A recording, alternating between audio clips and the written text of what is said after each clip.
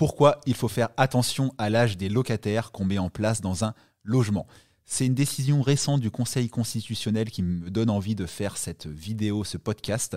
Dans l'exemple cité, le Conseil constitutionnel rappelle et revient sur les obligations de relogement quand un propriétaire bailleur donne congé pour reprise personnelle à son locataire.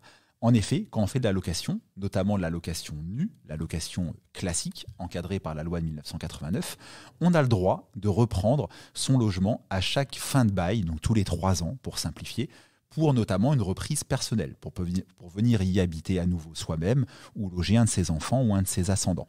Mais c'est très encadré, et notamment si le locataire a plus de 65 ans et si ses ressources sont dites modestes. Il y a des plafonds accessibles sur Internet, vous allez voir qu'ils ne sont pas si bas que ça d'ailleurs. Dans l'hypothèse où votre locataire a plus de 65 ans et des revenus dits modestes, vous avez en tant que bailleur une obligation de relogement. Et c'est là où ça se complique, parce que les conditions de relogement sont très drastiques, notamment par exemple sur la géographie. J'ai récemment un propriétaire bailleur qui m'a dit « Je veux faire partir des locataires que j'ai dans une maison A pour les installer dans une maison que j'ai qui est une maison B. » Les 2 maisons sont très ressemblantes, elles sont à 20 km l'une de l'autre. Et bien ça marche pas.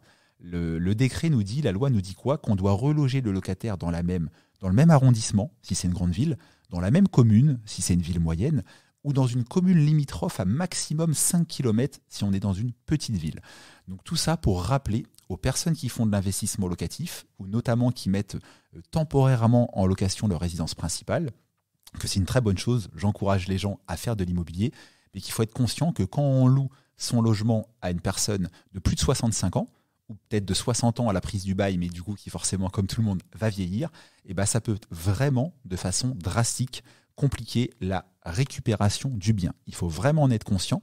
Pour autant, est-ce que la réponse à ce problème est de ne pas louer à des gens de plus de 65 ans ou de 60 ans? Non, parce que ce serait discriminatoire et ce serait répréhensible par la loi.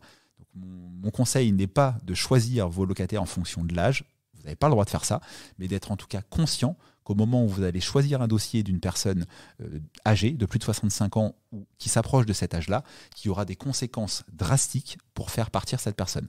J'ai souvent tendance à dire, quand je fais choisir un dossier à un propriétaire en gestion locative dans une de mes agences, que quand on prend un locataire âgé, qui souvent présente de très bonnes garanties, mais que c'est pour la vie. Côté bailleur, le locataire, il y a des chances qu'il parte de lui-même avant, mais côté bailleur, c'est quasiment pour la vie, parce que les façons de le faire sortir seront très encadrées.